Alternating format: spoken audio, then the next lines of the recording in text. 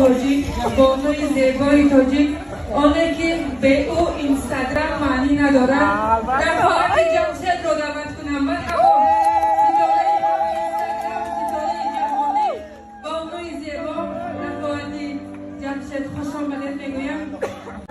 خوش آمدید. خدا با کل شما برسانم.